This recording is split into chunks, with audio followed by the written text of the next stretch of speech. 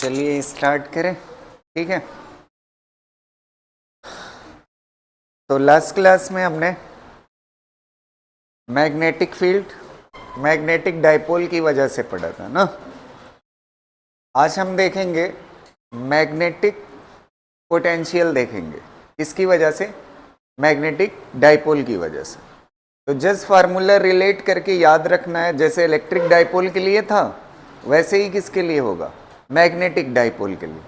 तो देखिएगा, इधर लिख लीजिएगा इलेक्ट्रिक पोटेंशियल, इलेक्ट्रिक पोटेंशियल ना, और इधर लिख लीजिएगा magnetic potential, magnetic potential, magnetic potential. ठीक है, ये दो पार्ट में लिख लिए। अब सबसे पहले इलेक्ट्रोस्टैटिक में मैंने ये बात पढ़ाई थी कि अगर कोई इलेक्ट्रिक डाइपोल है, कौन सा डाइपोल है, इलेक्ट्रिक डाइपोल, इसके बीच की लेंथ कितना है, दो चार्जेस के 2L, यहां से x डिस्टेंस पे, कितनी डिस्टेंस पे, x डिस्टेंस पे एक पॉइंट है। अच्छा, ये पॉइंट क्या कहलाएगा, एक्सियल पॉइंट। क्या कहलाएगा, एक्सियल पॉइंट। तो किसी इलेक्ट्रिक डाइपोल की वजह से एक्सियल पॉइंट पे इलेक्ट्रिक फील्ड कितना होगी, तो इलेक्ट्रिक फील्ड का फॉर्मूला हुआ करता था, इलेक्ट्रिक फील्ड तो पढ़ चुके हैं, पढ़ने क्या जा रहे हैं, इलेक्ट्रिक पोटेंशियल। तो एक्सियल पॉइंट पे इलेक्ट्रिक पोटेंशियल कितना होगा, तो पोटेंशियल इज इक्वल टू होता था के P divide by x square होता था। फील्ड में क्यूब आता है और पोटेंशियल में क्या आता है, स्क्वायर आता है। ये आपकी नोट्स में लिखा हुआ है ना। अगर आप देखोगे तो इलेक्ट्रिक डाइपोल की वजह से एक्सियल पॉइंट पे इलेक्ट्रिक पोटेंशियल कितने के बराबर होता है, Kp बाई एक्स स्क्वायर। तो ऐसे ही अगर आपके पास मैग्नेटिक डाइपोल है ना, ये -m और ये +m, इसके बीच की लेंथ कितना है 2L, यहां से x डिस्टेंस पे कोई पॉइंट है, इस पे आपको क्या बताना है, मैग्नेटिक पोटेंशियल। तो ये पॉइंट कैसा कहलाता है, एक्सियल कहलाता है। कैसा कहलाता है, एक्सियल। और मैग्नेटिक पोटेंशियल का फार्मूला क्या होगा, कि अच्छा P क्या है, इलेक्ट्रिक डाइपोल मोमेंट। कैसा है, इलेक्ट्रिक डाइपोल मोमेंट। तो इसकी जगह पे क्या आ जाएगा, magnetic dipole moment divide by x square. समझ आ रहे ना। बस फर्क क्या है, यहां पे K मतलब क्या है, 1/4 पाई एप्सिलॉन नॉट, और यहां पे K मतलब क्या है, μ0/4 पाई ना। रुकिएगा, एक चीज और सुनिएगा।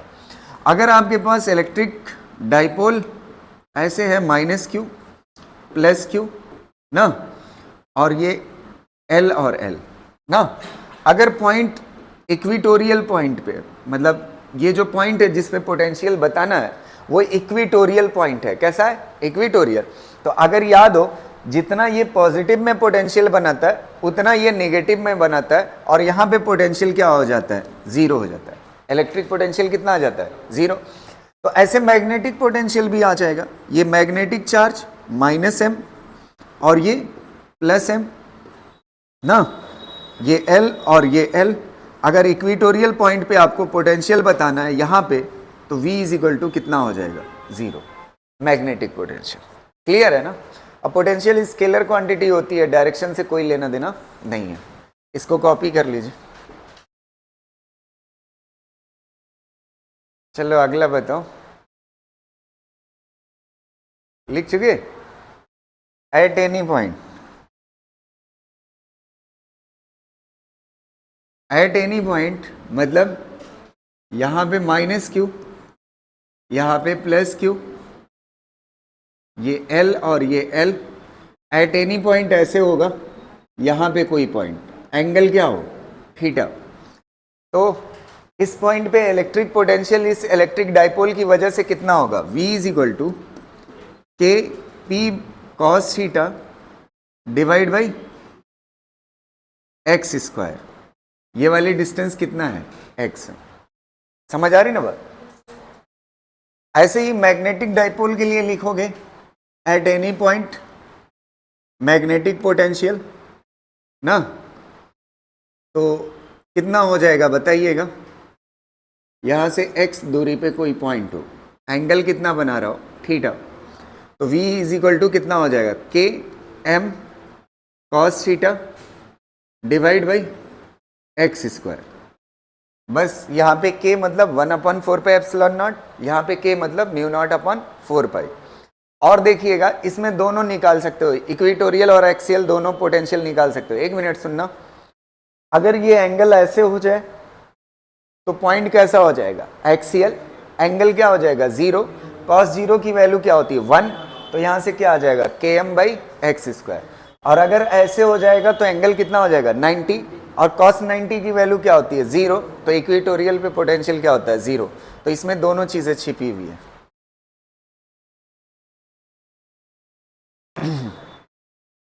थोड़ा सा इसके बारे में भी हमने इलेक्ट्रोस्टैट में पढ़ा है, और इससे पहले मैंने टॉर्क के बारे में थोड़ा सा पढ़ा चुका हूं। मैं टॉर्क के बारे में थोड़ा और पढ़ाना है उसके बारे में, और 2 क्वेश्चन और मैं कराऊंगा टॉर्क के ऊपर, ठीक है। तो ध्यान से सुनिएगा टॉर्क के बारे में। अगर आपके पास ऐसे यूनिफॉर्म मैग्नेटिक फील्ड है इस तरह से, पहले इलेक्ट्रिक फील्ड वाला याद दिलाता हूं, फिर मैग्नेटिक फील्ड वाला बताता हूं ना। ये आपके पास क्या है, यूनिफॉर्म इलेक्ट्रिक फील्ड। कैसी है, यूनिफॉर्म इलेक्ट्रिक फील्ड। इसमें रखा हुआ है एक इलेक्ट्रिक डाइपोल। क्या रखा हुआ है, एक इलेक्ट्रिक डाइपोल, इस पे माइनस क्यू चार्ज और इस पे प्लस क्यू चार्ज ना।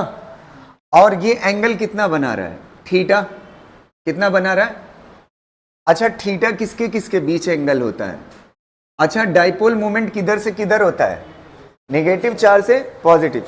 तो ये कौन सी लाइन है, डाइपोल मोमेंट की, और ये कौन सी लाइन है, फील्ड की। फील्ड और डाइपोल मोमेंट के बीच में एंगल कितना है, थीटा। और अगर आपको याद हो तो टॉर्क की वैल्यू होती है कितने के बराबर, कितना होता है ना ना, साइन थीटा होता है। क्या होता है, P साइन थीटा। समझ गए ना। तो ये वाला फार्मूला हम पढ़ चुके हैं, ठीक। और एक बात यहां से गांठ मार के रख लीजिए पहले से ही, इलेक्ट्रिक फील्ड में इलेक्ट्रिक डाइपोल रखा हो और फील्ड कैसी हो, यूनिफॉर्म। यूनिफॉर्म इलेक्ट्रिक फील्ड में इलेक्ट्रिक डाइपोल रखा हो, या यूनिफॉर्म मैग्नेटिक फील्ड में मैग्नेटिक डाइपोल रखा हो, उस पे नेट फोर्स हमेशा 0 होता है, चाहे किसी भी एंगल पे हो ले। नेट फोर्स क्या होता है, तो इसमें नेट फोर्स क्या है 0, लेकिन टॉर्क है। टॉर्क मतलब जो इसको क्या करेगा, घुमाएगा, ये चला नहीं सकता। अच्छा ये देखो इस पे फोर्स किधर लगेगा बताइए, पॉजिटिव पे, इधर। पॉजिटिव पे किस तरफ फोर्स लगता है, फील्ड की तरफ, और नेगेटिव पे किधर लगता है। अच्छा ये दोनों फोर्स बराबर होंगे तो कैंसिल नहीं हो जाएगा, लेकिन ये इस फोर्स की वजह से ऐसे क्या कर जाएगा, घूम जाएगा। क्या कर जाएगा। और एक चीज यहां से एकदम रट्टा होना चाहिए आपको, वो जानते हैं क्या, कि जब भी किसी मैग्नेटिक फील्ड में किसी एंगल थीटा पे डाइपोल रखा होगा तो वो फील्ड हमेशा चाहेगी कि उसकी लाइन में आ जाए डाइपोल। यहां पे देखिए चाह रही है कि नहीं फील्ड, ये बात, ये फोर्स किस लिए लग रहा है, ताकि किसकी लाइन में आ जाए, फील्ड की लाइन। तो फील्ड हमेशा कोशिश करती है किसको, डाइपोल को अपनी लाइन में लाने की। समझ आ रही ना बात। चलो ऐसे ही क्या करते हैं, ये देखो आपकी क्या हो गई, यूनिफॉर्म मैग्नेटिक फील्ड, और इसमें कौन रखा हुआ है, मैग्नेटिक डाइपोल। कौन रखा हुआ है, मैग्नेटिक डाइपोल, -m + m ना। और ये एंगल क्या है, थीटा। तो इस पे टॉर्क इज इक्वल टू क्या होगा, P की जगह पे क्या हो जाए, P कौन सा डाइपोल मोमेंट है, इलेक्ट्रिक, तो यहां पे क्या हो जाएगा, मैग्नेटिक डाइपोल।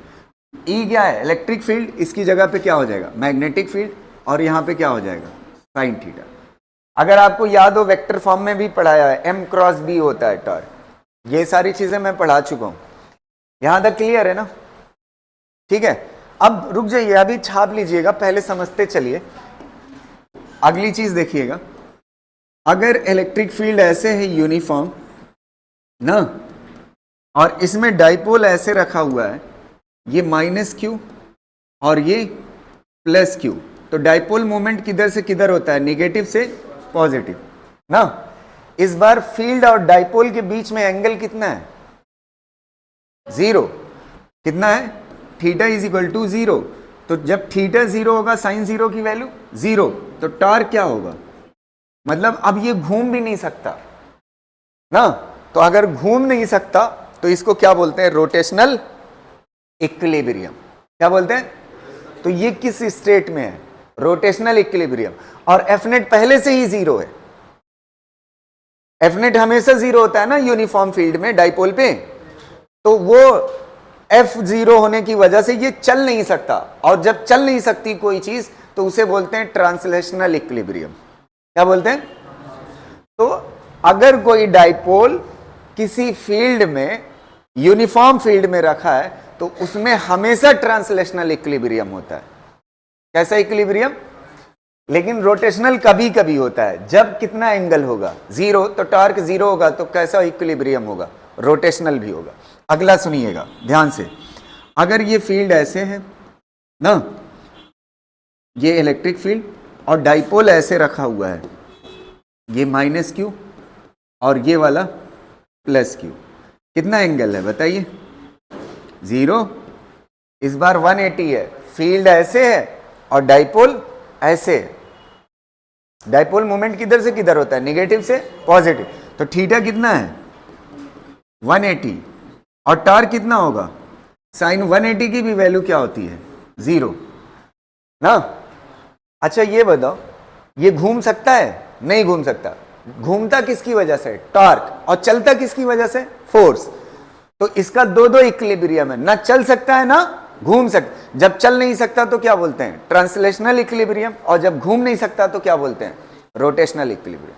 तो ये दोनों किसमें है? इक्विलिब्रियम में। लेकिन इस और इस इक्विलिब्रियम में एक फर्क है। इसको बोला जाता है स्टेबल, और इसको बोला जाता है क्या? अनस्टेबल। क्या बोला जाता है? अनस्टेबल ना। ये मैं पढ़ा चुका हूं इलेक्ट्रोस्टैटिक में, और रीजन भी बताया था क्यों, किसको स्टेबल क्यों बोलते हैं और अनस्टेबल क्यों बोलते हैं। अब बताने की जरूरत नहीं है, बस इतना बहुत है। ठीक है, पढ़ा चुका हूं मैं। अच्छा, ऐसे ही मैग्नेटिक फील्ड में देख सकते हो आप। अगर मैग्नेटिक फील्ड ऐसे है ना, मैग्नेटिक फील्ड ऐसे है, और मैग्नेटिक डाइपोल ऐसे रखा हुआ है -m +m ना, और ये मैग्नेटिक फील्ड है, और ये क्या है? Dipole moment. तो एंगल कितना होगा? 0। टॉर्क क्या होगा? 0। और जब ऐसे मैग्नेटिक फील्ड है और डाइपोल ऐसे रखा हुआ है, डाइपोल -m और इधर +m, तो एंगल कितना है मैग्नेटिक फील्ड और डाइपोल मोमेंट में? 180। टॉर्क फिर क्या होगा? 0। और इसको भी क्या बोलेंगे? इसको क्या बोलेंगे? Stable equilibrium. और इसको क्या बोलेंगे? अनस्टेबल ना। क्लियर रहेगा? और एक आखिरी बार मैं फिर से बोल दे रहा हूं, इस चीज को ध्यान से सुनिएगा। कोई भी डाइपोल, चाहे वो इलेक्ट्रिक हो चाहे वो मैग्नेटिक हो, अगर यूनिफॉर्म फील्ड में रखा हुआ है, इलेक्ट्रिक डाइपोल इलेक्ट्रिक फील्ड में रखा जाएगा और मैग्नेटिक डाइपोल मैग्नेटिक फील्ड में रखा जाएगा। अगर यूनिफॉर्म फील्ड में रखा हुआ है तो उस पे एफ नेट हमेशा क्या होगा? 0 होगा। टॉर्क कभी कभी 0 होगा। और कब कब 0 होगा? या तो थीटा 0 पे, या तो थीटा 180 पे। समझ है? टॉर्क हमेशा 0 नहीं होगा। क्लियर है ना? और जब थीटा कितना होगा? 0, तो उसे क्या बोलते हैं? Stable equilibrium. और जब थीटा कितना होगा? 180, तो उसे क्या बोलते हैं? Unstable equilibrium. क्लियर रहेगा? इसको कर लीजिए, टॉर्क को।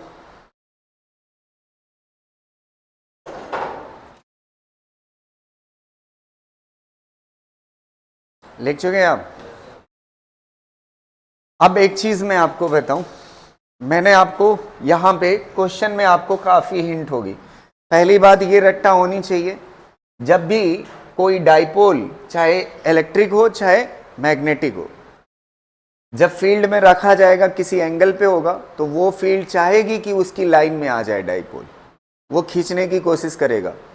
और दूसरी चीज, दूसरी यहां पे एक चीज और देखिएगा, ये वाला जो डाइपोल है ना, ये हाइपोथेटिकल कॉन्सेप्ट है।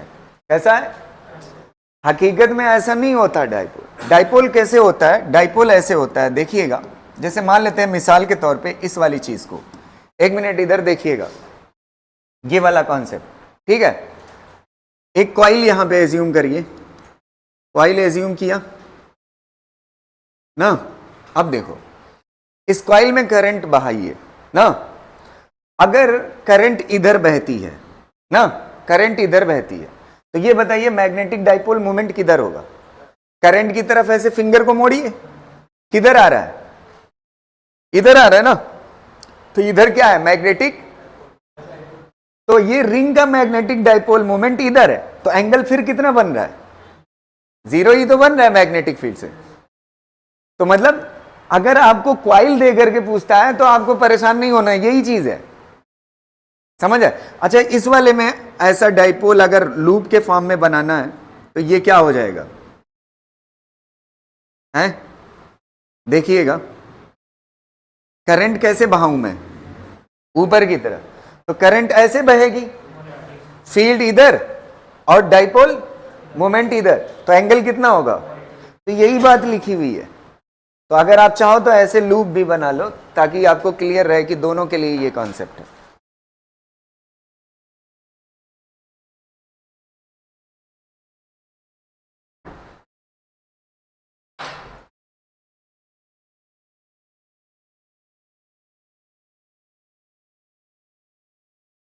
इलेक्ट्रिक डाइपोल का कॉन्सेप्ट आपको अगर क्लियर है, अगर आप जाके देखोगे लेक्चर में, एक एक चीज मैंने पढ़ाई है, क्यों, कैसे, क्या, हर एक चीज पढ़ाया, ठीक है।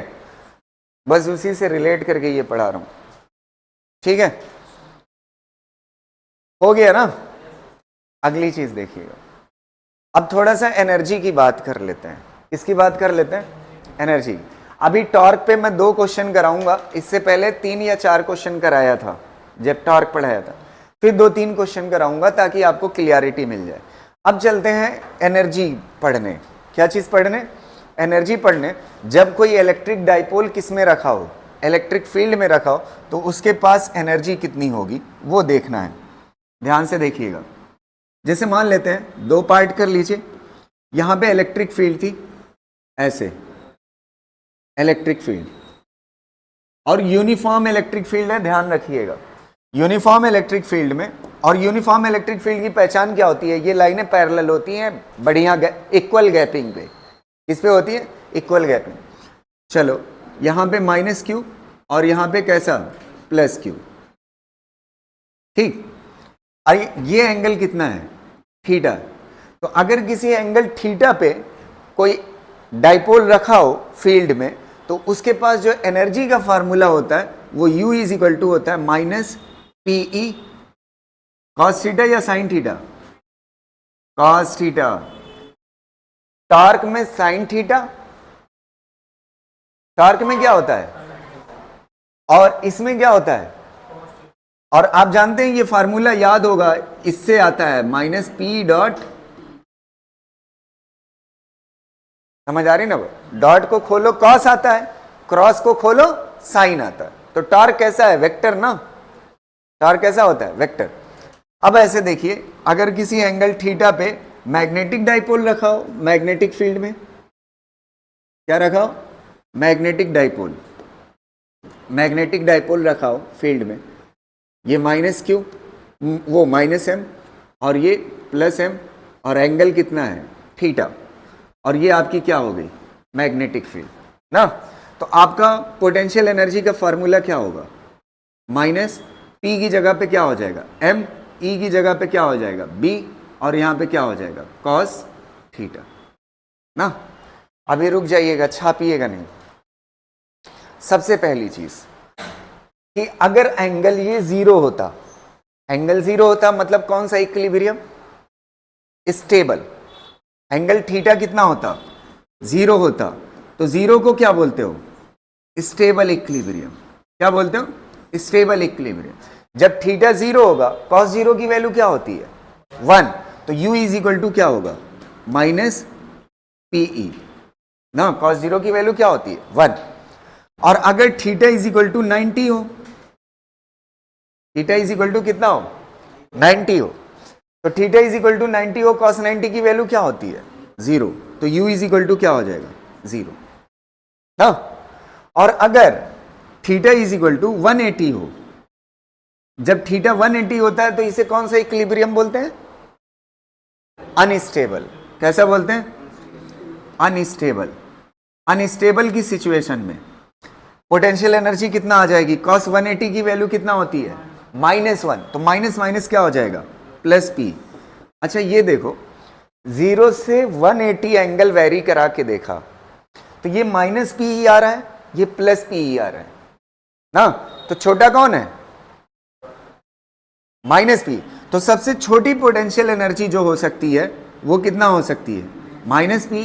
जब किसमें हो? स्टेबल इक्विलिब्रियम में। और सबसे ज्यादा कब हो सकती है? Plus P. जब कैसा हो? अनस्टेबल। समझ आ रही ना बात? तो ये कैसी है? Minimum potential energy. और ये कैसी है? तो डाइपोल के पास मिनिमम पोटेंशियल एनर्जी कब होती है? जब एंगल कितना हो? 0 और स्टेबल इक्विलिब्रियम में। समझ आ रही ना? और एक खासियत मैं आपको 2-3 बार बता चुका हूं, ध्यान दीजिएगा। एनर्जी जो होती है वो स्केलर होती है। तो जब स्केलर कोई कंपैरिजन होता है तो उसमें माइनस वाली चीज छोटी मानी जाती है। क्या मानी जाती है? छोटी मानी जाती है। लेकिन अगर कोई चीज वेक्टर हो तो उसमें माइनस जो होता है वो डायरेक्शन के लिए होता है। उसमें माइनस किसके लिए होता है? जैसे इसमें सबसे छोटा कौन है? माइनस पी ना। अभी टॉर्क की बात करते, टॉर्क की वैल्यू -10 होती और टॉर्क की वैल्यू 0 होती और टॉर्क की वैल्यू 10 होती। इसमें छोटा कौन है? 0 छोटा होता, ये ना छोटा होता। क्यों? क्योंकि ये वेक्टर है। वेक्टर में माइनस मतलब डायरेक्शन होता है। समझ पा रहे हो ना?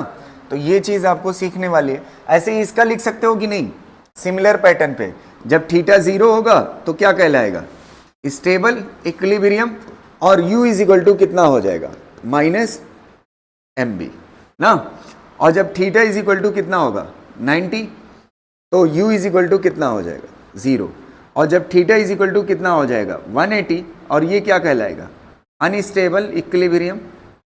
और ये कितना हो जाएगी? पोटेंशियल एनर्जी Pe, वो mb मैक्सिमम ना।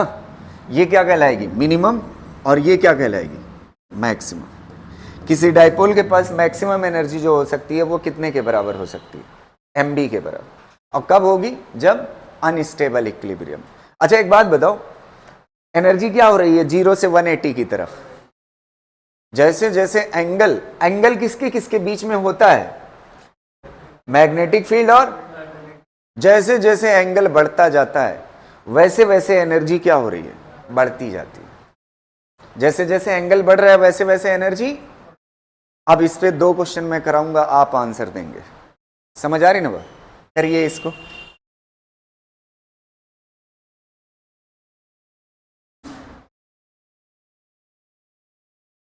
अच्छा ये एंगल बना करके मैं दिखाता हूं कॉइल से। अगर यही कॉन्सेप्ट कॉइल पे होता, क्या होता? कॉइल पे तो ये मैग्नेटिक फील्ड बनाइए, ये यूनिफॉर्म मैग्नेटिक फील्ड हो गई। अब देखिएगा कॉइल, देखिएगा और आप जवाब दीजिएगा। कॉइल को ऐसे कर दिया मैंने ना, ऐसे। एंगल मुझे 0 चाहिए तो करंट किधर बहाऊं मैं? ऐसे बहाऊंगा, ऐसे बहाऊंगा करंट, ऐसे बहाऊंगा तो एंगल कितना आएगा? 0 आएगा। अगर करंट ऐसे बहा दिया तब कितना आएगा? 180। अगर 90 चाहिए तब ऐसे ऐसे लूप को करना होगा ना। और करंट ऐसे बहाऊंगा तो ऐसे होगी ना, तो फील्ड ऐसे और डाइपोल मोमेंट अंगूठे की तरफ, तो कितना बनेगा? तो तीनों कॉइल पे भी हो सकता है। समझ आ रहा? तो पहले ऐसे सादा कराऊंगा डाइपोल रख के, फिर एक क्वेश्चन किस पे कराऊंगा? कॉइल पे। तो देखिएगा, जवाब दीजिएगा। पहला क्वेश्चन, ये इसका फिगर देखिएगा, ठीक है। फिगर क्वेश्चन में मैं 1 मिनट, इसका फिगर दिया हुआ है, इसका फिगर गिवन है ना, तो फिगर मैं दे देता हूं आपको। सेम कलर से बना रहा हूं, इसका मतलब ये क्वेश्चन के अंदर है फिगर। ये क्या हो गई आपकी? Magnetic field. और डाइपोल पहला वाला ऐसे है, ये वाला पहला डाइपोल, और इसका नाम क्या है, M2।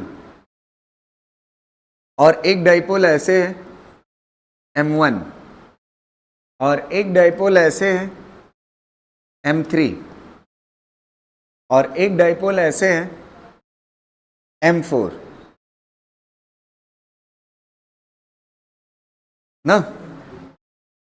एक बात मुझे बताना, आपने देखा 0 से 180 के बीच में, 0 से 180 के बीच में जैसे जैसे एंगल बढ़ता है डाइपोल मोमेंट क्या होता है, वो एनर्जी क्या होती है। तो आपसे एनर्जी का ऑर्डर पूछा है, ये 4 डाइपोल मैग्नेटिक फील्ड में रखे हुए हैं, एनर्जी का ऑर्डर बताइए। तो एक बात बताओ, सबसे ज्यादा एंगल किसके पास है, चौथे वाले के पास। तो सबसे पहले कौन सा ऑप्शन, सबसे ज्यादा एनर्जी किसके पास है, फोर्थ वाले के पास। फिर उसके बाद M1 के पास, पहले वाले के पास। फिर उसके बाद दूसरे वाले के पास। फिर उसके बाद तीसरे वाले के पास ना। अब देखिए कौन सा सही लग रहा है, ये वाला ना। समझ आ रही ना।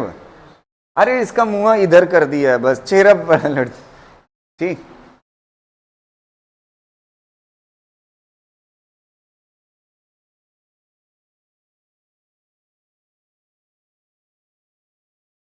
देखिएगा अगला क्वेश्चन। ये जो दिया हुआ है ना, एक मिनट समझना, ये जो डाइपोल दिया हुआ है ना, इसको लूप में बदल सकते हो। देखो इसको बदल के दिखाता हूं मैं। इसको बदलिए, किधर करंट बहाऊं। अगर ऐसे बहाऊंगा ना, एक मिनट इधर देखो, अगर करंट ऐसे बहाऊंगा तो अंगूठा ऐसे होगा ना। समझ आ रही ना बात, ऐसे करंट बहाना पड़ेगा। समझ आ रही, इसके लिए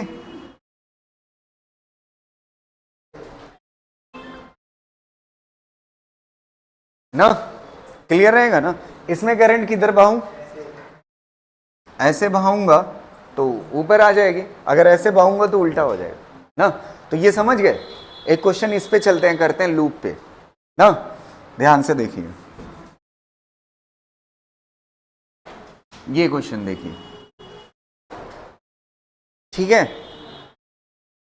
A current carrying loop is placed in uniform magnetic field in 4 different orientation 1 2 3 4. Arrange all them in decreasing order of their potential energy. फिर एनर्जी के बेसिस पे है। एक मिनट देखना, ये n मतलब आप समझ रहे हो क्या चीज, इधर फील्ड है मैग्नेटिक फील्ड, और ये डाइपोल मोमेंट है। क्या है डाइपोल मोमेंट, क्या होता है यार बताइए, करंट इनटू ये नॉर्मल मतलब एरिया, ठीक है। जो एरिया की डायरेक्शन होती है वही किसकी होती है, मैग्नेटिक मोमेंट का। तो अब आप देखिए इसमें एंगल कितना है बताइए, थीटा इज इक्वल टू कितना है 180 ना। इसमें थीटा है, ओए कहां नीचे देख रहे हो, ऊपर देखने के लिए पढ़ा रहा हूं मैं। ये कितना एंगल होगा, ये वाला अप्रोक्स कितना होगा, है 270 ना। कितने लोग को लग रहा है 270 होगा, 90 भी तो बोल सकते हो। एक बहुत अच्छी बात यह है कि जो 90 की वैल्यू होती है वही 270 की होती है, तो 90 कर लेते हैं। क्या कर लेते हैं ना, हमने 0 से 180 के बीच में देखा है ना, एंगल बढ़ता है तो पोटेंशियल एनर्जी बढ़ती है ना। तो कोशिश करेंगे हम एंगल को 0 से 180 के बीच में रखेंगे। इसको 270 लिख सकते हो, लेकिन रखेंगे कितना, क्योंकि जो 270 की वैल्यू होती है वही 90 की होती है। cos 270 की वैल्यू भी क्या होती है, cos 90 की वैल्यू कितना होती है 0, cos 270 की भी क्या होती है 0। अच्छा इसकी बताइए कितना एंगल होगा, लगभग कितना होगा 120। अच्छा ये वाला कितना होगा है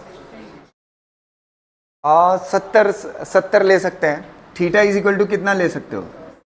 अब एक बात आपकी जानकारी के लिए बताऊं, इस क्वेश्चन को कराने से पहले मैं इसको 90 क्यों लिया, 270 क्यों नहीं लिया, और इसको 70 क्यों लिया। ये 270 प्लस भी हो सकता है भाई, इधर से देखो तो 270 प्लस है, और इधर से देखोगे तो 90 से कम है। ऐसे ही इधर से देखोगे तो 90 है, इधर से देखोगे तो कितना है, तो आपको कंफ्यूजन पैदा कर सकता है ना। तो इस बात के लिए मैं आपको बताऊं, ध्यान से सुनना, 0 से 180 तक कोई डाउट नहीं है, एंगल बढ़ेगा, पोटेंशियल एनर्जी क्या होगी, बढ़ेगी। लेकिन जब 180 के आगे जाओगे तो थोड़ा सा कहानी चेंज होती है, इस वाले कोऑर्डिनेट में, इस वाले कोऑर्डिनेट। ध्यान से सुनना मेरी बात को, अगर आपको जो cos 90 की वैल्यू होती है वही cos 270 की वैल्यू। अब देखो इस वाले कोऑर्डिनेट, एक मिनट, ये एंगल ऊपर 0 लिखिए, नीचे 360 लिखिए। इधर से जब घूम करके आओगे तो यहां पे कितना एंगल पूरा होगा, तो ये 0 वाली लाइन भी है और 360 वाली। अगर यहां से एंगल 30 लेते हो, कितना लेते हो, ध्यान से सुनिएगा मेरी बात, जो cos 30 की वैल्यू होगी, अच्छा यहां से नीचे अगर 30 लोगे तो कितना एंगल होगा ये बताइए।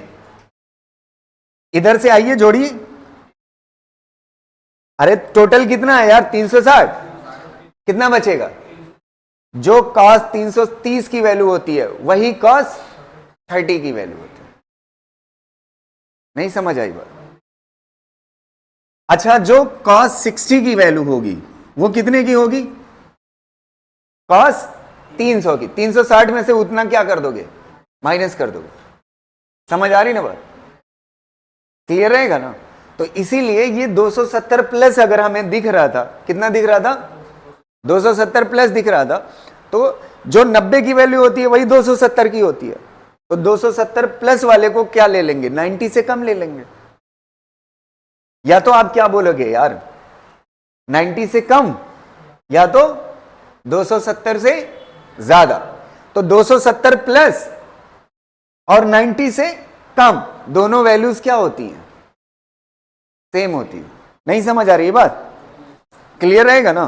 कोशिश ये करना है ऐसे क्वेश्चन में एंगल को क्या रखना है, 0 से 180 रखना। अब बताइए कौन सा सही हो जाएगा, सबसे ज्यादा एंगल किसका है, इसका ना। तो सबसे ज्यादा पोटेंशियल एनर्जी इसकी होगी पहले की, फिर उसके बाद किसका है, चौथे का, पहला और चौथा, फिर उसके बाद दूसरा, फिर उसके बाद तीसरा। तो कौन सा ऑप्शन हो जाएगा, सी वाला।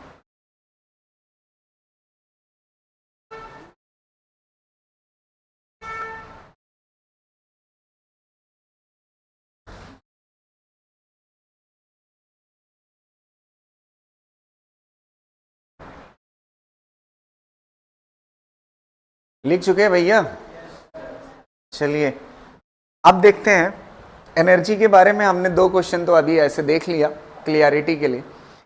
अब एक काम करते हैं, जब किसी फील्ड में, अगर इलेक्ट्रिक फील्ड है तो उसमें इलेक्ट्रिक डाइपोल, मैग्नेटिक फील्ड है तो उसमें मैग्नेटिक डाइपोल, किसी एंगल θ1 से θ2 घुमाते हैं तो हमारा वर्क कितना लगेगा वो पूछता है। ठीक है, तो उसको देखते हैं, अगला टॉपिक। ठीक है, देखिएगा, ये हमारे पास मान लेते हैं मैग्नेटिक फील्ड है, यूनिफॉर्म मैग्नेटिक फील्ड। इसमें किसी डाइपोल को, ये मैग्नेटिक फील्ड है और इसमें कोई मैग्नेटिक डाइपोल ऐसे रखा हुआ है, ये -m और ये +m ना। ये एंगल कितना था, θ1। अब इसको घुमा करके ये θ1 से कितना कर देते हैं, θ2। तो ये क्या हो जाएगा, -m और ये क्या हो जाएगा, +m ना। और ये वाला एंगल कितना हो जाएगा, θ2। कितना हो जाएगा, एंगल किसके किसके बीच में लिया जाता है, फील्ड और डाइपोल मोमेंट। समझ आ रहे। तो जब किसी एंगल θ1 पे होता है तो एनर्जी का फार्मूला क्या होता है, पोटेंशियल एनर्जी का, initial is equal to -mb cos θ1। इस पे था पहले डाइपोल, ये इनिशियल हो गई और ये कौन सी हो गई, फाइनल। तो u final is equal to कितना हो जाएगा, -mb और क्या हो जाएगा, cos θ2 ना। अच्छा ये बताओ, change in potential energy, change in potential energy जो होता है वो वर्क एक्सटर्नल कहलाता है।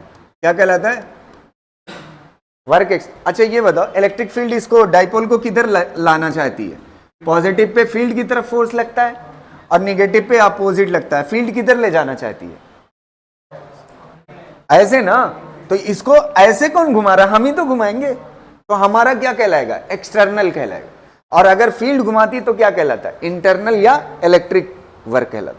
तो हमें क्या निकालना है? एक्सटर्नल। एक्सटर्नल किसके बराबर होता है? Change in potential energy. Change in potential energy मतलब U final minus U final लिखो कितना है? Minus M B cos theta 2 ना, और यू इनिशियल में एक माइनस है, एक माइनस पहले से, तो क्या हो जाएगा? Plus M B cos theta initial. क्या चीज कॉमन है? एम बी, यहां से क्या बचेगा?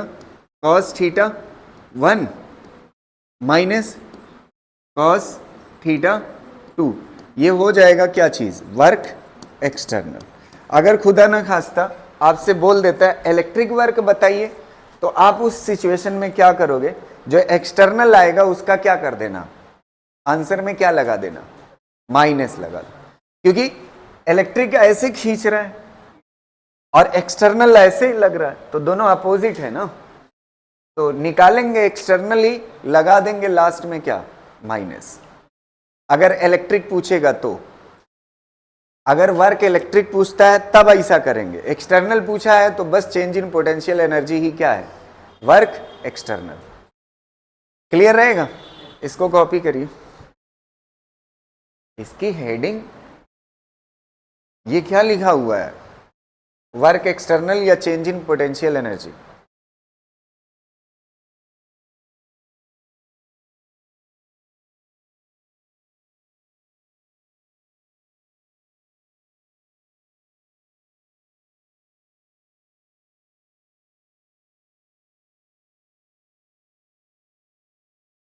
लिख चुके हैं आप? ठीक, चलिए ये वर्क वाला इसके बाद करेंगे। पहले पोटेंशियल एनर्जी पे एक क्वेश्चन कर लेते हैं ना। देखिए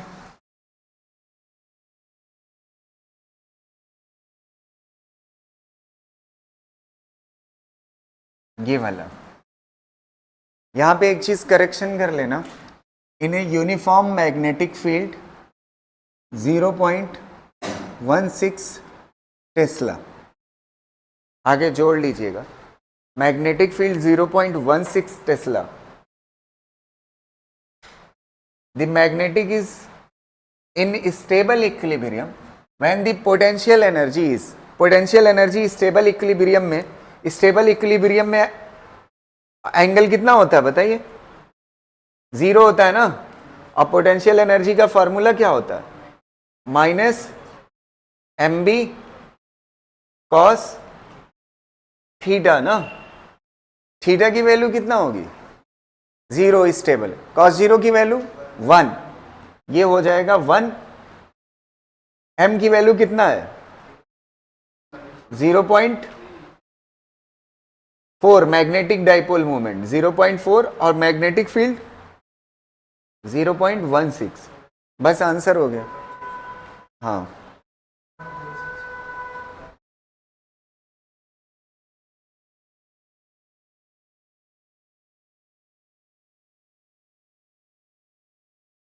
हो गया। अगला देखो,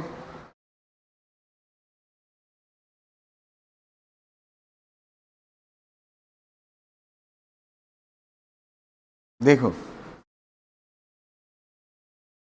the work done in turning a magnet of magnetic moment m। एक मैग्नेट है जिसका मैग्नेटिक मोमेंट कितना है? m, by N angle of 90 degree from the Meridian. Meridian मतलब प्लेन होता है, मेरेडियन मतलब प्लेन होता है। यहां पे सिंपली इतना मीनिंग है इसकी, ये मैग्नेटिक फील्ड है। अच्छा, मैग्नेटिक फील्ड में नॉर्मली डाइपोल अपनी मर्जी से किस लाइन में रहेगा बताइए?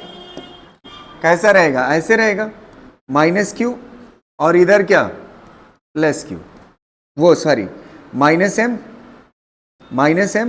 और इधर क्या? Plus M. मैग्नेटिक चार्ज ऐसा रहेगा। तो एंगल क्या होगा? इनिशियल एंगल क्या होगा यार? 0। इसको घुमाते कितना डिग्री है? 90 डिग्री। कितना घुमाते हैं?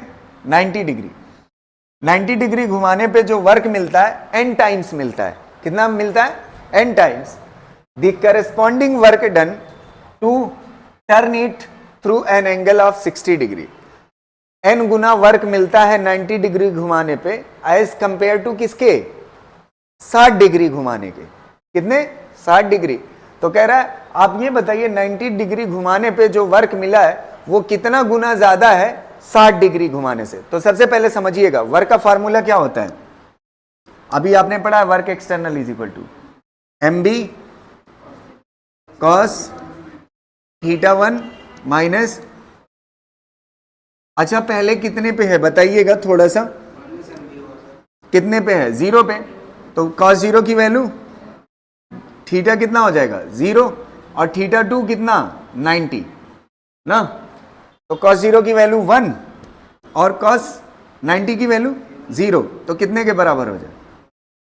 mb। वर्क पहला आ गया कितने के बराबर?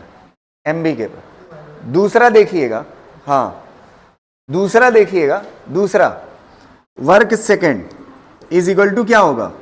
mb। अच्छा कितना डिग्री घुमाते हैं दूसरे केस में? कितना डिग्री? 60। तो पहला 0 होगा, cos 0 की वैल्यू 1 माइनस cos 60 की वैल्यू 1/2। तो कितना आएगा? कितना आएगा? एक में से आधा जाएगा तो आधा बचेगा, तो कितना हो जाएगा? अच्छा ये बताओ, ये 60 डिग्री पे घुमाने पे वर्क है और ये 90 डिग्री, तो कौन सा ज्यादा है? ये वाला। कितना गुना ज्यादा है? कितना गुना? 2 गुना ना। तो n की वैल्यू यही तो होगी, 2 गुना। नहीं समझ में आया? कह रहा 90 डिग्री घुमाने पे जो वर्क होगा 60 डिग्री घुमाने पे जो वर्क होगा 60 डिग्री वाले वर्क से कितना गुना ज्यादा होगा? कितना गुना? 2 गुना। उसी को n टाइम्स बोला है ना, 2 गुना।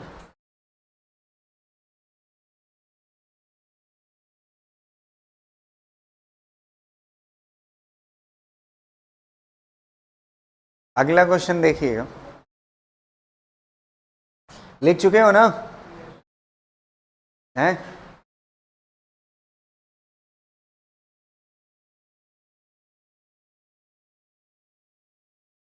इसमें बताना, सीधा आंसर देना, एकदम हल्का क्वेश्चन। कहां से कहां घुमाते हैं? स्टेबल इक्विलिब्रियम से अनस्टेबल। मतलब पहला एंगल कितना होगा? 0, दूसरा कितना? 180।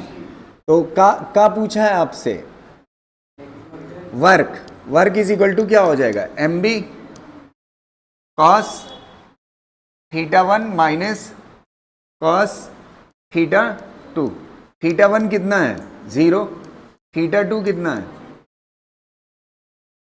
mb cos 0 की वैल्यू 1, cos 180 की वैल्यू माइनस माइनस क्या हो जाएगा? प्लस। तो कितना हो जाएगा? कौन सा सही हो जाएगा? पहला वाला। समझ आए? बहुत हल्के क्वेश्चन होते हैं।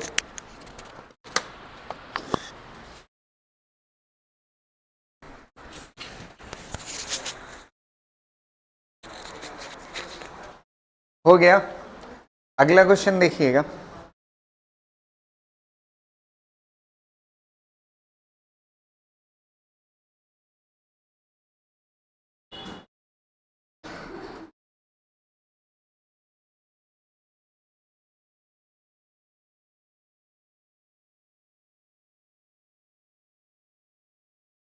इस वाले क्वेश्चन को देखिएगा। रुको इधर देखो। A bar magnet is hung by a thin cotton thread in a uniform horizontal magnetic field and is in equilibrium state. किसमें? Equilibrium state। मतलब नॉर्मली अगर किसी डाइपोल को मैग्नेटिक फील्ड के अंदर छोड़ेंगे तो वो स्टेबल इक्विलिब्रियम स्टेट होगी। कौन सी? स्टेबल। और स्टेबल इक्विलिब्रियम स्टेट में एंगल कितना होता है? 0। पहली चीज हिंट कर दी। The energy required to rotate is 60 degree. कितना डिग्री? अगर 60 डिग्री आप घुमाते हो कहां से? एंगल 0 से 60 डिग्री घुमाते हो तो कह रहा है 60 डिग्री घुमाने पे वर्क कितना लगता है? W लगता है। तो आपसे कह रहा है टॉर्क बताइए। क्या बताइए? टॉर्क बताइए। तो हाँ, टॉर्क इज इक्वल टू क्या होता है बताइए? mb cos, टॉर्क में साइन होता है, साइन थीटा, ये होता है। अच्छा, वर्क क्या होता है? mb cos theta 1 minus cos theta 2। cos theta 1 कितना है? थीटा 1 कितना है? 0, और थीटा 2 कितना है? 60 ना। तो ये कितना आ जाएगा बताइए? mb cos 0 की वैल्यू 1 और cos 60 की वैल्यू 1/2, कितना आ जाएगा? mb/2। ये आपका क्या हो गया? वर्क। अच्छा ये बताओ, यहां पे टॉर्क निकालना था, mb एंगल कितना है? 60, cos 60 वो sin 60 की वैल्यू √3/2। अच्छा, इतना वैल्यू किसके बराबर है? वर्क के बराबर। तो कितना हो जाएगा? √3 टाइम्स ऑफ वर्क। ये वाला क्वेश्चन बहुत इंपॉर्टेंट होता है, वर्क और टॉर्क को रिलेट करके जो क्वेश्चन पूछा जाता है ना।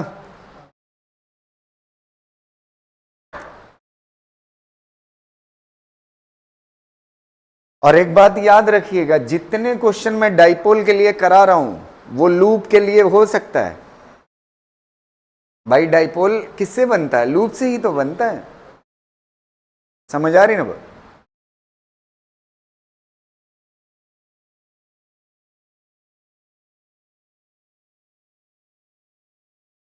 डाइपोल को घुमाना मतलब किसको घुमाना? लूप को घुमाना। इसीलिए मैं रिलेट करके पढ़ा रहा हूं ताकि आपको दिक्कत ना हो। ठीक।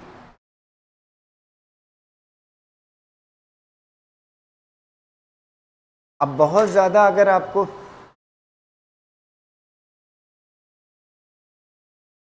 इस पे टार्क के क्या कहते हैं, वर्क पे वैरायटी देखनी है तो मैंने इलेक्ट्रोस्टैट में काफ़ी क्वेश्चन कराए टॉर्क के ऊपर। तो सारे इलेक्ट्रोस्टैट के क्वेश्चन मैग्नेटिज्म के टॉर्क के वर्क के क्वेश्चन बन सकते हैं ना।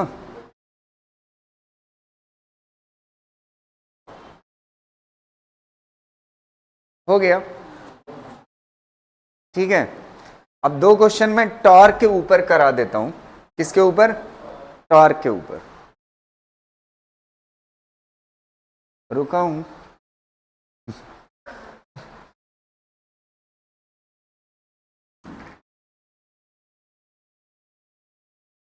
दो क्वेश्चन टॉर्क के ऊपर ना।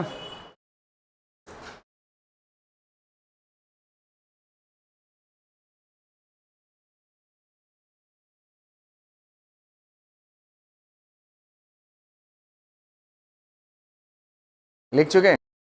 यहां तक कर चुके ना? चलो अगला देखते हैं। अगला क्वेश्चन करेंगे टॉर्क के ऊपर।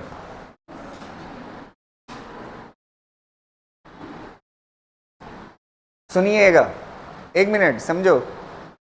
ठंडी लग रही है क्या? ये क्वेश्चन समझिएगा, देखना। एक मिनट समझिएगा। ये मैग्नेटिक फील्ड लाइन है। ये कौन सी लाइन है?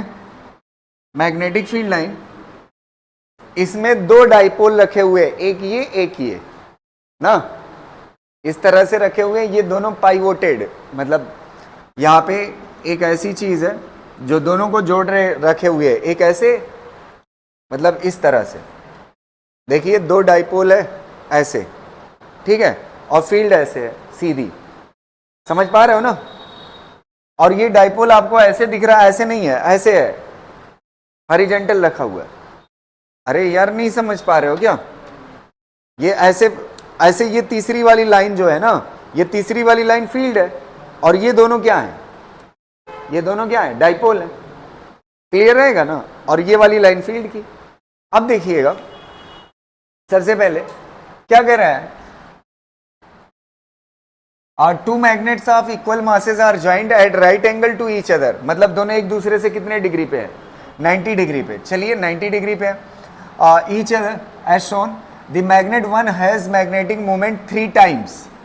मैग्नेटिक मोमेंट जो पहले वाले का है ना, पहले वाले मैग्नेट, पहले वाला कौन सा है, ये वाला, इसका जो मैग्नेटिक मूवमेंट है वो 3 गुना है किसके मैग्नेटिक मूवमेंट से, दूसरे वाले के।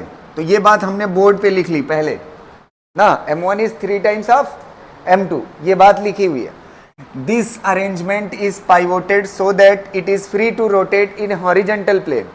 जब मैग्नेटिक इस पे क्या लगेगा, अच्छा ये बताओ मैग्नेटिक फील्ड क्या करती है इसके साथ, डाइपोल के साथ, अपनी लाइन में लाना चाहती है, अपनी लाइन में लाना चाहेगी तो ये फोर्स क्या बनाएगा, इसको ऐसे सीधा करना चाहेगा तो टॉर्क बनाएगा, क्या बनाएगा, तो कह रहा है ना जब दोनों पे टॉर्क लगता है तो एक चीज मिलता है कि ये दोनों किसमें है, इक्विलिब्रियम।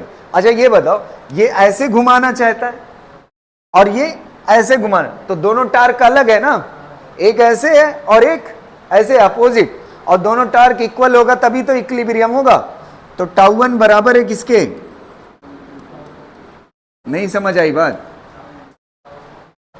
ये इसको ऐसे घुमाना चाहता है और ये इसको ऐसे घुमाना चाहता है अपोजिट, और कह रहा है ये किसमें है, इक्विलिब्रियम। तो जितना टॉर्क ये बनाएगा उतना टॉर्क ये बनाएगा अपोजिट डायरेक्शन में। अच्छा टॉर्क कितने के बराबर होता है, mb। अच्छा दोनों सेम मैग्नेटिक फील्ड में रखे हुए हैं, इनका डाइपोल मोमेंट अलग अलग है तो इसलिए क्या लिख देंगे m1, और क्या होता है साइन, अच्छा थीटा किसके बीच में एंगल होता है, मैग्नेटिक डाइपोल मोमेंट किधर से किधर होता है, साउथ से नॉर्थ, और फील्ड से कितना एंगल बना रहा है, थीटा, तो क्या कितना हो जाएगा साइन थीटा। इसका बोलिए इस वाले का m2 b same magnetic field sine कितना 90 माइनस ना, कोई दिक्कत, कोई यार ना मोबाइल में, ये बी बी क्या हो जाएगा कैंसिल। अच्छा ये बताओ साइन 90 माइनस थीटा कितना हो जाएगा, कितना हो जाएगा कॉस थीटा, और ये कितना हो जाएगा साइन थीटा। अच्छा ये जो कॉस थीटा इधर मल्टीप्लाई में है, इधर आएगा तो किस में हो जाएगा, तो sine theta divide by cos theta क्या कहलाता है, टेन थीटा। तो tan theta is equal to क्या हो जाएगा बताइए, ये m2 बाई m1 ना, डिवाइड में m1 कितने के बराबर है, तो m2 क्या हो जाएगा, आपसे एंगल ही पूछा है, क्या पूछा है एंगल, तो theta is equal to tan उधर जाएगा तो क्या हो जाएगा टेन इनवर्स 1 बाई, बस आंसर हो गया। जब टेन उधर जाएगा तो क्या बन जाएगा इनवर्स बन जाता, बस आंसर हो गया।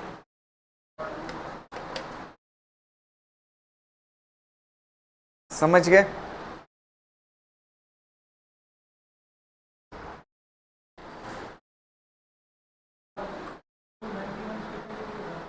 है ये किसके किसके बीच में एंगल होता है टॉर्क में, M B sine theta, magnetic dipole moment और मैग्नेटिक फील्ड, ये एंगल होगा ना। तो ये टोटल एंगल कितना है, टोटल एंगल 90 है ना, तो ये थीटा है, तो ये कितना बचेगा,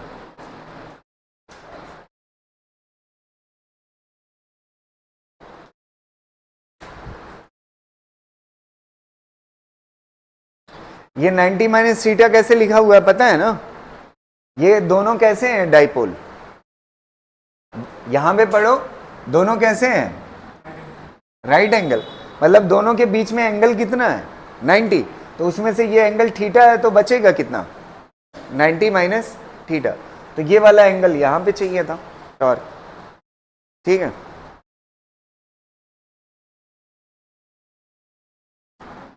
देखो सुनना, एक minute, a coil in the shape of equilateral triangle, एक coil है जो कैसी है equilateral triangle है, ऑफ साइड L, उसकी साइड्स कितनी है L L L है, is suspended between the pole pieces of permanent magnet, pole pieces of permanent magnet such that magnetic field of intensity B is along the plane of the coil। मतलब ये coil है ना equilateral coil, ये जिस plane में है ना उसी प्लेन में मैग्नेटिक फील्ड है, तो मैग्नेटिक फील्ड इसी प्लेन में मतलब ऐसी हो जाएगी, मान लेते हैं मिसाल के तौर पे ये मैग्नेटिक फील्ड हो गई इसी प्लेन में ना। अच्छा एक बात बताओ, जिस प्लेन में मैग्नेटिक फील्ड है उसी प्लेन में अगर कोई लूप हो, क्या हो? सॉरी, अगर उसी प्लेन में लूप हो ना, तो एक बात बताओ, मैग्नेटिक फील्ड और मैग्नेटिक डाइपोल के बीच में एंगल कितना होगा? 0 डिग्री। अरे बाप रे बाप, या तो करंट ऐसे फ्लो होगी ना, और या तो कैसी होगी? अपोजिट। अगर ऐसे फ्लो होगी तो अंगूठा अंदर, अगर ऐसे फ्लो होगी तो बाहर। कितना एंगल होगा? कई दफा बता चुका हूं, अगर फील्ड के प्लेन में लूप हो तो हमेशा एंगल कितना बनता है फील्ड और उसके मैग्नेटिक डाइपोल मोमेंट के बीच? 90 डिग्री ना। तो एंगल कितना बनेगा? 90। हमसे क्या पूछा है? कह रहा है इस कॉइल पे क्या लगेगा। जाहिर सी बात है, मैग्नेटिक फील्ड और मैग्नेटिक डाइपोल के बीच में एंगल होगा तभी तो टॉर्क लगेगा। टॉर्क 0 होता है कब? जब एंगल 0 या फिर 180 हो। टॉर्क कब लगता है? जब मैग्नेटिक डाइपोल मोमेंट और मैग्नेटिक फील्ड में क्या बने? एंगल। तो एंगल यहां पे कितना बन रहा है? 90। तो टॉर्क इज इक्वल टू क्या हो जाएगा? mb साइन थीटा कितने के बराबर है? 90। और साइन 90 की वैल्यू कितना हो जाएगी? 1 ना। अब देखो m किसी लूप के लिए क्या होता है बताइए? करंट इंटू क्या होता है? Current into area. और ये क्या चीज है? Magnetic field. अच्छा एरिया ट्रायंगल का निकालना है, क्योंकि हमसे क्या पूछा है बताइए? साइड पूछा है। साइड मतलब ये ट्रायंगल की साइड जो L है ना, इक्विलेटरल है, L की वैल्यू पूछा है। तो L किसके अंदर छिपा हुआ है? एरिया के अंदर। किसके अंदर? करंट लिख लो, फील्ड लिख लो, एरिया निकालते हैं। एरिया ट्रायंगल का क्या होता है याद है? Half into base. बेस कितने के बराबर है? L के बराबर। और जानते हैं किसके बराबर होता है? Perpendicular height. एरिया का फार्मूला वेक्टर में पढ़िएगा, half into base into perpendicular height.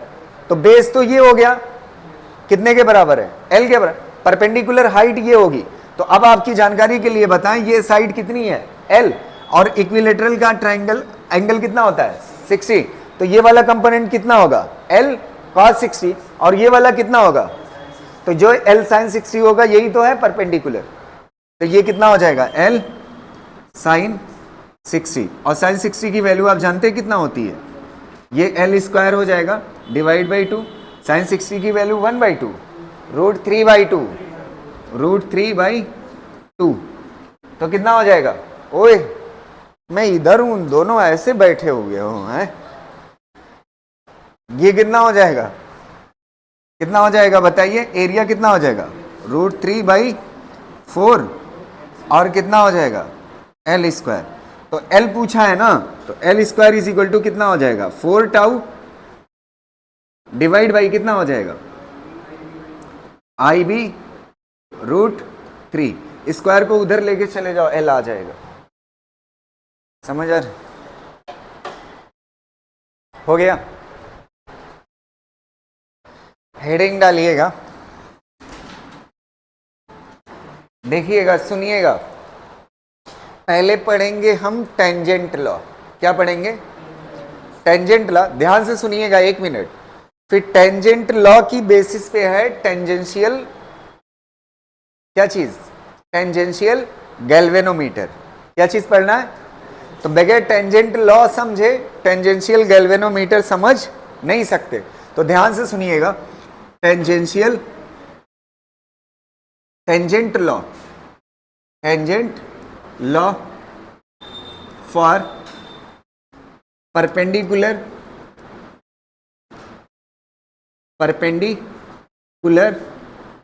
Magnetic field.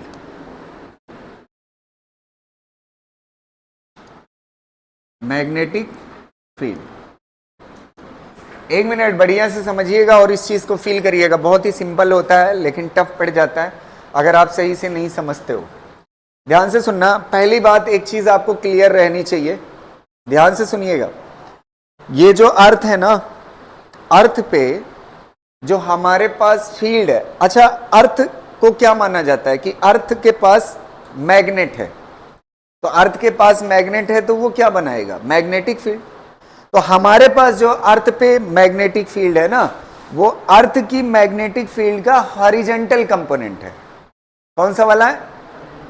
तो यहां जो हमारे आसपास फील्ड है ना, वो कौन सी है, अर्थ की हॉरिजॉन्टल कंपोनेंट। तो इसीलिए अर्थ की मैग्नेटिक फील्ड को ऐसे लिखा जाता है, BH से दिखाया जाता है। किससे दिखाया जाता है? BH से। समझ आ रही ना बात? अच्छा एक बात बताओ, ध्यान से सुनना मेरी बात को। एक ये आपके पास मैग्नेटिक नीडल वाला बॉक्स है, क्या है? बॉक्स है। अब मैग्नेटिक नीडल जो है क्या कहते हैं, समझना मेरी बात। मैग्नेटिक नीडल ऐसे है, और मैग्नेटिक नीडल मतलब डाइपोल। क्या चीज मान के चलो? डाइपोल। इसके पास दो पोल होते हैं, इधर साउथ होता है, इधर क्या होता है, नॉर्थ होता है। अब नीडल इसके अंदर लगी हुई थी ना, और नीडल इसके अंदर ऐसे घूम सकती है, जैसे सुई नहीं होती घड़ी वाली, वैसे ये नीडल घूम सकती है। समझ आ रहे? इसके पास, अच्छा ये डाइपोल है, नीडल क्या है, डाइपोल है। तो अर्थ की मैग्नेटिक फील्ड ऐसे है, अर्थ की मैग्नेटिक फील्ड ऐसे है ना, तो ये डाइपोल को जब यहां पे रखोगे तो ये किधर मुड़ेगा, किधर घूम के जाएगा, किधर घूमेगा यार, फील्ड की तरफ ना यार। किस तरफ घूमेगा? फील्ड की तरफ। तो फील्ड क्या करती है, डाइपोल को किधर कर लेती है, अपनी तरफ कर लेती है। डाइपोल को क्या करती है, अपनी तरफ कर लेती है, तो फील्ड ऐसे कर लेगी। अच्छा नीडल का नॉर्थ किधर होगा और साउथ किधर होगा बताइए? ऊपर क्या होगा, नॉर्थ, और नीचे क्या होगा? रीजन क्या है? नॉर्थ मतलब पॉजिटिव चार्ज। पॉजिटिव चार्ज किधर होता है, फील्ड की तरफ, और नेगेटिव चार्ज अपोजिट होता है। यहां तक क्लियर है?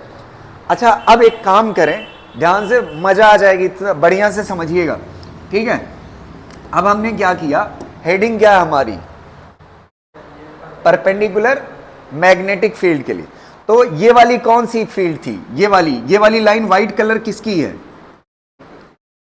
अर्थ की मैग्नेटिक, हॉरिजॉन्टल मैग्नेटिक फील्ड ना। अब हमने क्या किया, एक परपेंडिकुलर फील्ड लगा दिया और इसको बोला बी एक्सटर्नल। क्या बोला? ध्यान से सुनिएगा, क्या लगाया, बी एक्सटर्नल। अच्छा ये बताओ, ये नीडल ऐसे थी ना, यहां कहीं ऐसे भटक रही थी, फील्ड हॉरिजॉन्टल आई तो इसने क्या कर दिया, सीधा। अब जब ये वाली आएगी तो ये भी क्या करेगी, अपनी तरफ खींचेगी। तो नीडल की नई पोजीशन क्या हो जाएगी, जानते हैं क्या हो जाएगी? नीडल ऐसे हो जाएगी, ऐसे हो जाएगी ना, नीडल इस तरह से हो जाएगी, क्योंकि अब दो लोग खींच रहे हैं ना, ये अपनी तरफ खींच रहा है और ये अपनी तरफ खींच रहा है, तो ये जाएगा किधर, बीच में आ जाए। और जब अकेली फील्ड थी, ये वाली नहीं थी, तो कैसी थी, नीडल सीधी थी, तो इधर क्या हो जाएगा, साउथ, इधर क्या हो जाएगा, नॉर्थ। अच्छा ये वाला एंगल मान लेते हैं, ये वाला एंगल कितना है, थीटा ना, तो ये वाला एंगल कितना बचेगा, ये वाला एंगल बताइएगा कितना बचेगा, ये वाला एंगल 90 माइनस थीटा। अच्छा पिछला वाला कॉन्सेप्ट बन गया कि नहीं, जो अभी टॉर्क वाला किए थे? अच्छा एक बात बता, एक मिनट सुनना, ये नीडल है, नीडल के पास डाइपोल है, डाइपोल और फील्ड के बीच में क्या बन रहा है, एंगल, तो इस पे क्या लगेगा, टॉर्क। ये फील्ड ऐसे घुमाना चाहेगी और ये फील्ड ऐसे घुमाना चाहेगी, तो जाएगा किधर? तो एक टॉर्क ऐसे लग रहा है और एक टॉर्क ऐसे लग रहा है नीडल पे, तो मतलब दो टॉर्क लग रहा है। एक किसकी वजह से लग रहा है टॉर्क, किसकी वजह से लग रहा है, अर्थ की फील्ड की वजह से। किसकी वजह से, अर्थ की फील्ड की वजह से। और दूसरा किसकी वजह से लग रहा है, एक्सटर्नल की वजह से। तो ये क्या हो जाएगा, टॉर्क एक्सटर्नल ना। अच्छा टॉर्क का फॉर्मूला क्या होता है, एम बी साइन थीटा। अच्छा बी इसमें क्या होगा ना, और एक ही नीडल है तो मैग्नेटिक मोमेंट दोनों में क्या होगा, सेम होगा। क्लियर रहेगा ना? अच्छा ये कितना हो जाएगा, एम बी एक्सटर्नल हो जाएगा ना, बी एक्सटर्नल, और sine 90 minus theta, sine 90 minus theta क्या हो जाता है, एम एम क्या हो जाएगा, कैंसिल, ये बी एच और ये साइन थीटा, और ये जो कॉस साइन 90 माइनस थीटा क्या होता है, कॉस थीटा। कॉस थीटा को इधर लाओगे तो किस में आ जाएगा, डिवाइड में, तो ये क्या हो जाएगा कॉस थीटा, और ये कितने के बराबर हो जाएगा, बी एक्सटर्नल ना। अच्छा, B external is equal to क्या हो जाएगा, बी एच टेन थीटा ना। बी एच कौन सी फील्ड है, अर्थ की हॉरिजॉन्टल फील्ड, इसीलिए इसको क्या बोलते हैं, टेंजेंट लॉ। क्या बोलते हैं, टेंजेंट। अभी काम नहीं हुआ, रुक जाइए रुक जाइए, एक मिनट समझना। अब आपको फील आ जाएगा टेंजेंशियल मैग्नोमीटर, वो टेंजेंशियल गैल्वेनोमीटर होता क्या है। एक मिनट इधर देखो, देखना ध्यान से, ये कौन सी फील्ड है, एक्सटर्नल। अब ऐसा मान लो, इसको ऐसे उतार लो, कंपास मतलब ये जो मैग्नेटिक नीडल वाला है ना, इसको ऐसे उतार लो, ऐसे हॉरिजॉन्टल उतार लिया ना। हॉरिजॉन्टल उतारने के बाद ऐसे कौन सी फील्ड है, अर्थ की, और ऐसे कौन सी लग रही है। अब एक काम करता हूं, एक्सटर्नल फील्ड, ये जो फील्ड है ना एक्सटर्नल, किसकी वजह से बन रही है आपको पता है। ये मान लेते हैं इसके चारों तरफ ऐसे वायर है, क्या है। अगर आपको थोड़ा सा याद हो तो मैंने आपको बताया था, करंट की डायरेक्शन में जब फिंगर को कर्ल करोगे तो अंगूठा दो चीज की डायरेक्शन बताएगा, मैग्नेटिक फील्ड और डाइपोल मोमेंट की बताए। तो इसका मतलब ये है, एक मिनट, ये तो निडिल है ना, निडिल को ऐसे उतार लिया, हॉरिजॉन्टल रख लिया, और करंट को ऐसे बहा दिया। अब करंट को ऐसे बहाओगे तो ये इसका क्या है, ये जो करंट बह रही है ना वायर में, इसका ये चीज क्या है, सेंटर है। ये चीज क्या है, सेंटर। अच्छा ये बताओ, सेंटर पे फील्ड किधर बनेगी, ऐसे कर्ल करोगे तो इधर ही तो बनेगी।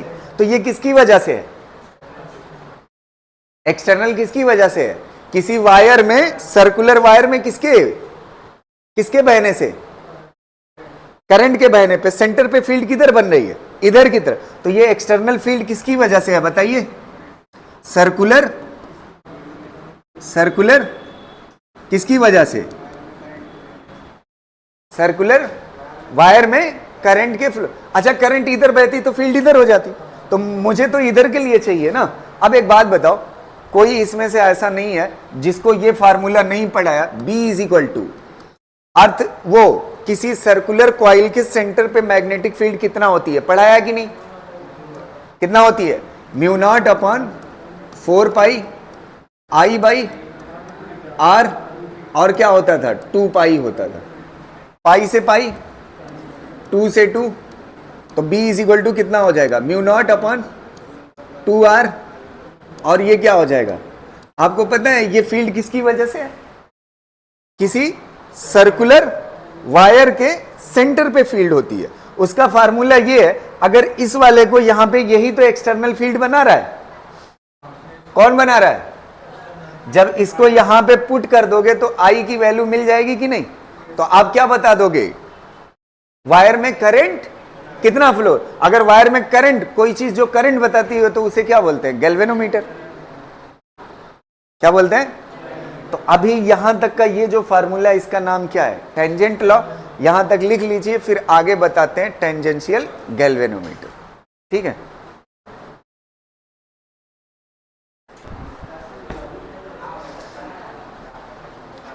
एक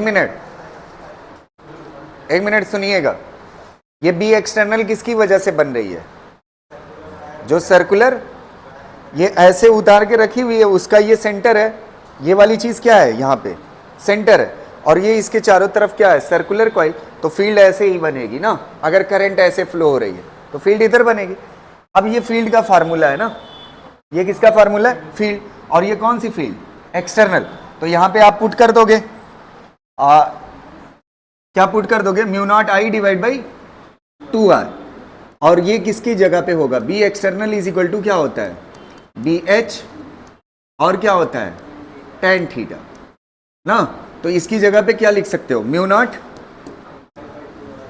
not I by 2R। R radius है ना, जो सर्कुलर वायर है उसकी क्या है, रेडियस है, इज इक्वल टू क्या हो जाएगा, BH tan थीटा। नहीं समझ आई बात, अच्छा, एक इस फार्मूले की खासियत देखिए जबरदस्त, आपको क्या पता होना चाहिए, ये एंगल कितना हॉरिजॉन्टल फील्ड से कितना एंगल घूमा है निडल, वो एंगल, और क्या चाहिए, क्या चाहिए, बी एच, अर्थ की हॉरिजॉन्टल मैग्नेटिक फील्ड। इन दोनों से आप सीधा क्या बता सकते हो, बी एक्सटर्नल। और बी एक्सटर्नल मुझे पता है किसकी वजह से बन रहा है, सर्कुलर कॉइल की वजह से। तो सर्कुलर कॉइल के सेंटर पे जो मैग्नेटिक फील्ड होती है वो फार्मूला मैं जानता हूं, इसकी जगह पे रख दूंगा, तो मुझे अब यहां से क्या मिल जाएगी, देखना, करंट। अच्छा ये बताओ, ये सर्कुलर कॉइल के सेंटर पे मैग्नेटिक फील्ड है ना, तो ये एक कॉइल की वजह से, किसकी वजह से, अगर नंबर ऑफ टर्न हो तब तो ये कितना हो जाएगा, n गुना। तो यहां से I इज इक्वल टू कितना हो जाएगा बताइए, 2R BH डिवाइड बाई कितना हो जाएगा, n म्यू नॉट, और यहां पे कितना हो जाएगा, tan थीटा। ये हो गया आपका करंट का फार्मूला ना। और एक फार्मूला और इसका होता है, इतनी चीजों को कांस्टेंट बोल देते हैं, क्या बोल देते हैं, कांस्टेंट। तो I इज इक्वल टू क्या हो जाएगा, कांस्टेंट K बोला जाता है, और ये क्या हो जाता है, tan थीटा। तो इस फार्मूले में ये जो K है इसको गैल्वेनोमेट्रिक कांस्टेंट बोलते हैं, गैल्वेनोमेट्रिक कांस्टेंट। नहीं वे गिवन का होगा, एक मिनट, एक क्वेश्चन इस फार्मूले पे कराऊंगा ना, और एक क्वेश्चन इस फार्मूले पे कराऊंगा, समझ आ रही ना बात। और ये जो कॉन्सेप्ट है ये किसके अंदर पढ़े हो आप, ये इसको क्या बोलते हैं, tangential galvanometer, tangential galvanometer.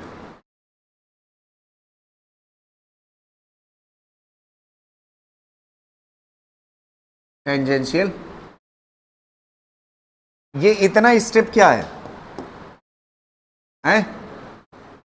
Tangent law. अगर एक्सटर्नल किसकी वजह से बन रही है, सर्कुलर कॉइल की वजह से, तो अगर एक्सटर्नल सर्कुलर कॉइल की वजह से बन रही है तो उसकी जगह पे रखोगे, करंट की वैल्यू निकाल लोगे। ये करंट किसकी होगी, टेंजेंशियल गैल्वेनोमीटर। एक मिनट रुको, आप लोग सुन लें मेरी बात ध्यान से, ताकि आपसे गलती ना हो। ये दो फार्मूले हैं, लड़के चालाकी में करते क्या है, इस वाले फार्मूले को रट के जाते हैं।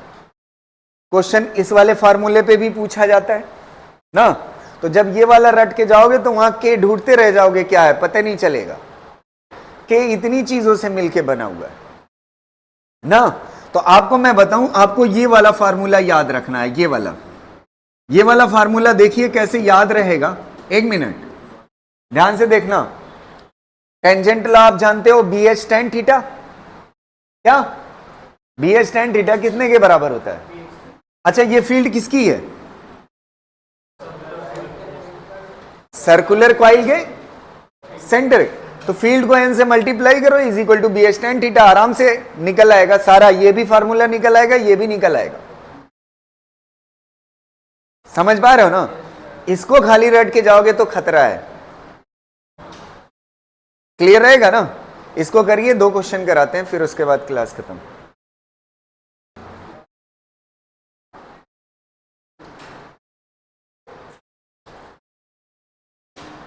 तो आप करंट का फॉर्मूला याद रखने के लिए ये वाला याद रखिएगा, ये वाला, ठीक है।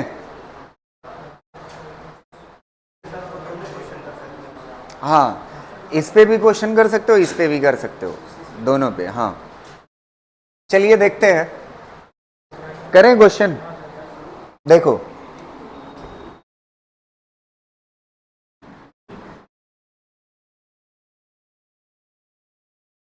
ये देखो, बहुत हल्का सा क्वेश्चन है। A tangent galvanometer has a coil of 50 turn, N की वैल्यू दे दिया, और क्या दिया है, 20 centimetre radius. The horizontal component of earth magnetic field, horizontal component B H दे दिया, एंगल कितना दिया हुआ है 45। आपसे क्या पूछा है, करंट। तो अभी आपको बताया है कौन सा फार्मूला यूज करिएगा, एन और कितना mu naught I by 2r is equal to क्या होता है बी एच टेन थीटा। यहां से देखिए कितना आसान पड़ेगा आपको ना। अच्छा ये बताओ आई इज इक्वल टू बताना है तो इसको इधर लेके जाओ 2r बी एच और ये कितना हो जाएगा टेन थीटा डिवाइड बाई कितना हो जाएगा एन म्यू नॉट। इसमें से कोई वैल्यू है जो आप ना जानते हो। I is equal to 2r क्या है रेडियस कितना दिया हुआ है 20 सेंटीमीटर। 20 सेंटीमीटर मतलब 0.2।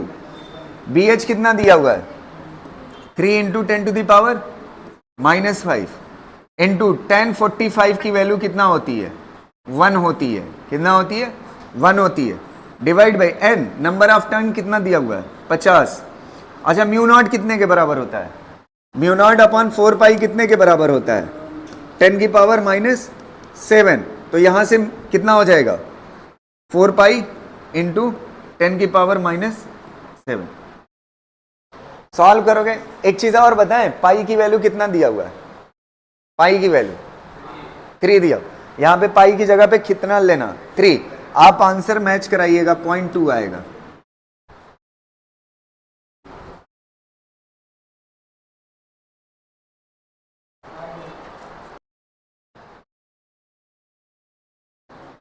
आज का लास्ट क्वेश्चन लिख चुके हैं।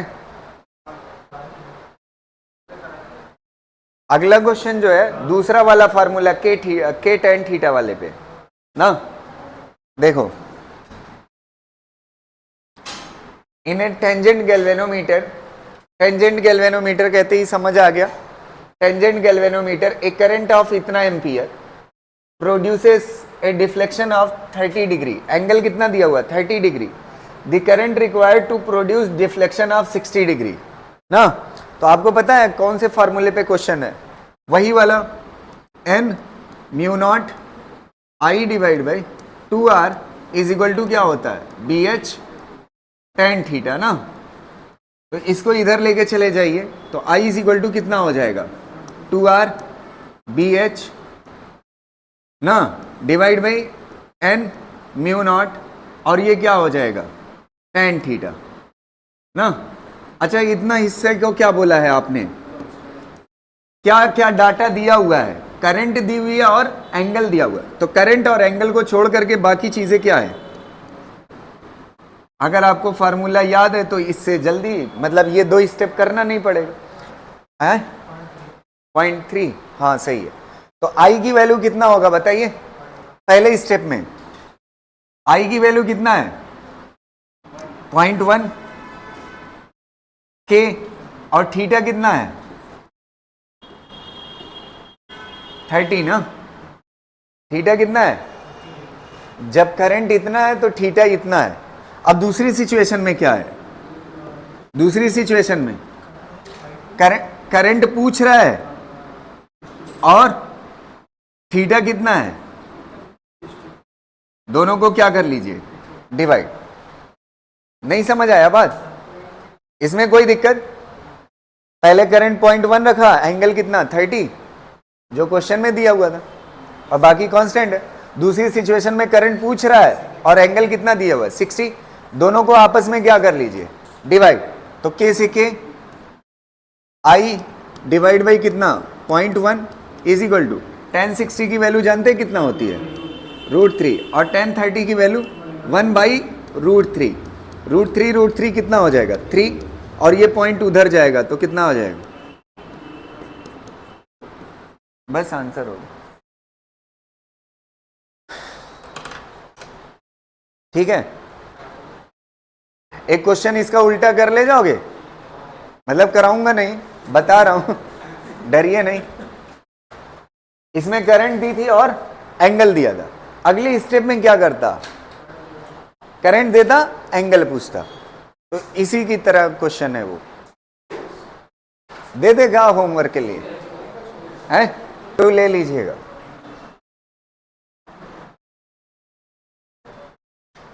ठीक तो आज की क्लास इतना ही। Thank you. हटूंगा तो ब्लर करेगा।